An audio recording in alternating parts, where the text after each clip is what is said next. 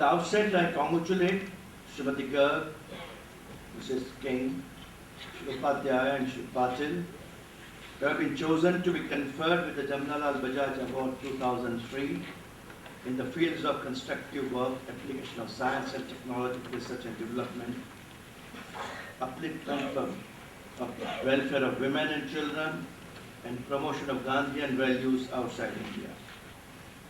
They have all contributed to enrich the Gandhian values and Indian ethos, and have striven to make this world a better place to live in. Ethics and morality were the cornerstones of our freedom struggle.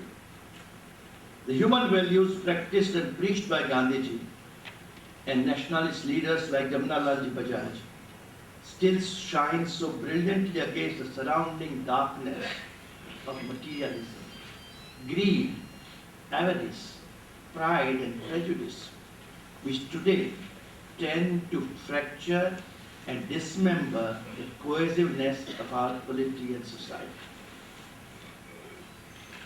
More than 50 years after we achieved our independence, in the year 2000, 26% of our population continued to live below the poverty line. Top 5% of Indians enjoyed 704% higher consumption expenditure compared to the bottom 5%.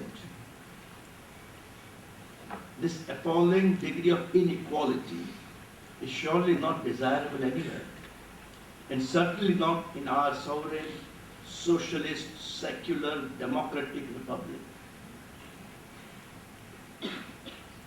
Today we discover that we gave rise to an infrastructure that basically looked after the consumption needs of the well-to-do, of providing them with a lifestyle comparable to those in the advanced capitalist countries of the North, as for Rajni Kothari. There is no denying that in spite of spectacular successes in certain sectors, including achieving self-sufficiency in food crossing the 200 million ton mark, thus making frequent famines which afflicted the country during the colonial era a forgotten historical episode, the state still failed to secure justice, social, economic and political, and equality of status and opportunity to all its citizens, as mandated by the Constitution and dreamt of by its founding fathers. There appears to be a crisis in governance. There seems to be a growing culture of intolerance and insensitivity. Wherever and whenever the poor and the weak raise their voices to assert their legal and constitutional rights. Empowerment of the masses through the enforcement of the legal rights seems to be an anathema to the governing establishment, cutting across the party lines.